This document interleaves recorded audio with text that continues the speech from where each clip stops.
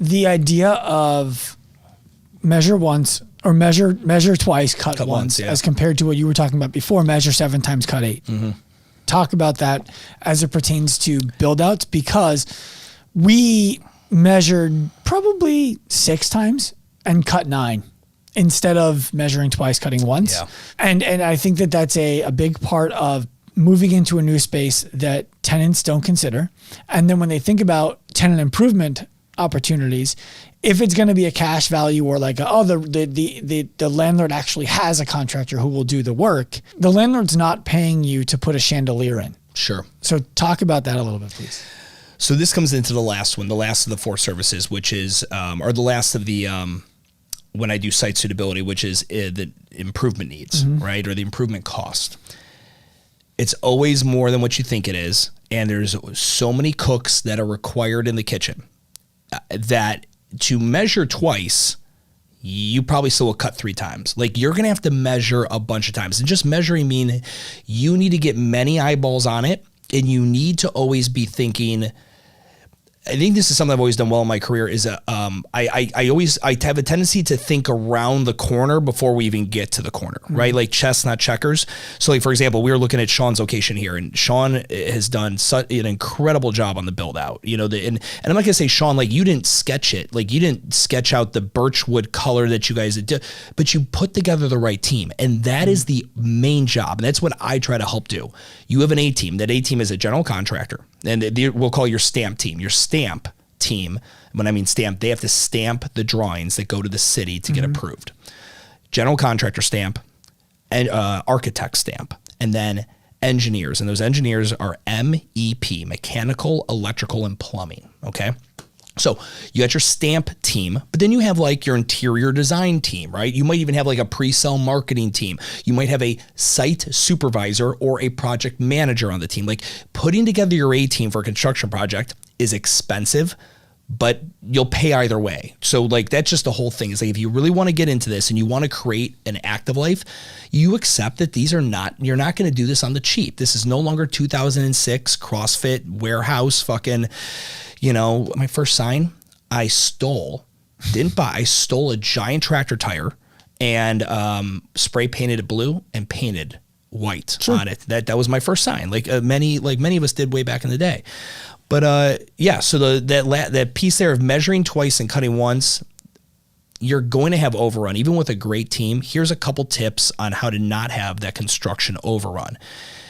I recommend, if you can, finding a firm. You start with the construction firm, okay, the GC, general contractor, that has an in-house architect.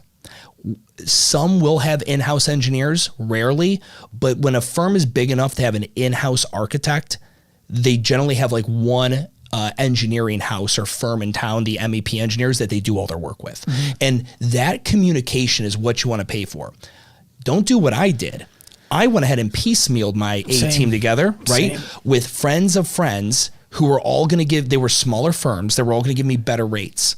But the problem with small firms is small firms have small resources, and small resources, like not having a dedicated admin to my project or an admin in general. Sometimes the communication that needs to happen with those stamp team members is vast, consistent, and vital. Okay. If they don't communicate well, you will pay for it. Well, the difference is them being able to say, this material ships on this date, delivers on this date, and the team who's necessary to put it in is going to be there on that day to do it, which means the following things need to happen before we get to that, so that when that stuff comes in, we can just go boom, boom, boom, nail it into the wall. That's how it works in an environment that you're describing.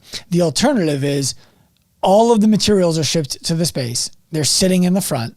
It's a mess. And when a guy needs to put it in, he's not on site. So it sits there for 3 weeks and you're like, what the fuck? And then you start putting it in. You're like, oh, we actually need a little bit more. And then you go back and try to buy a little bit more, and there isn't any more. Now there's a backload on it and you just wasted a month. That's what happened for us.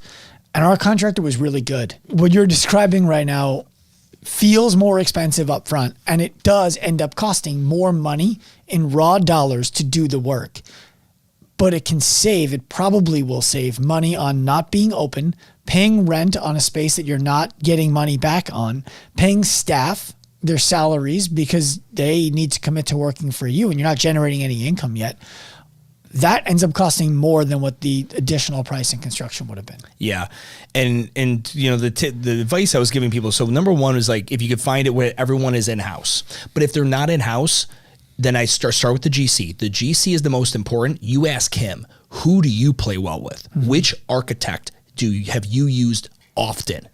Ask him which engineers you've used often, because by doing that, you're ensuring that communication, the channels are going to be quick and fast. Okay. Number two, you want to go ahead and ask, will I have a project manager or a site supervisor? These are two different things. This is your GC's responsibility.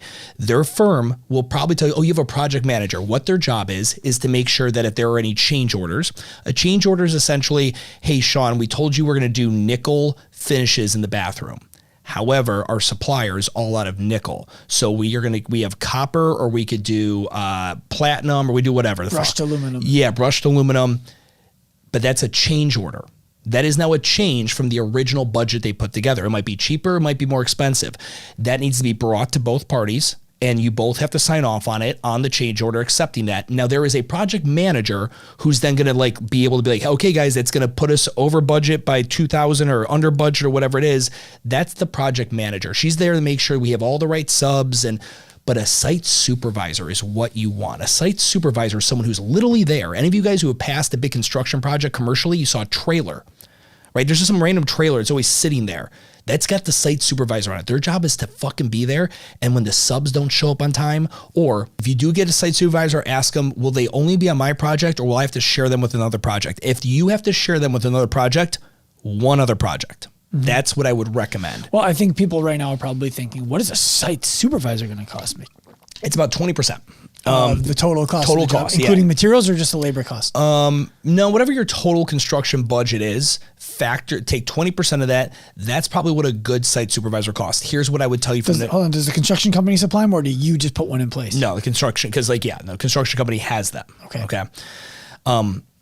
Here's the negotiation tactics on it that have worked for me. So if it's 20% and that's too much, then you can be like, okay, I want a site supervisor, but like they can be on 4 other projects. Like you've got to give and take a little bit, right? You guys in negotiation are two things. My terms, your price, my terms. Can you get it? Can you negotiate like an incentive laden structure where if it's done on this timeline or done on that timeline? Nobody's going to do it because they're never going to be done on time. No commercial construction company is going to ever put their money on that, because that part is the thing that's probably out of their hands. Again, for every piece of wood, every nail, every fucking, siding, anything that's coming in, it's not that they have it. They're just the ones taking the materials and putting them together.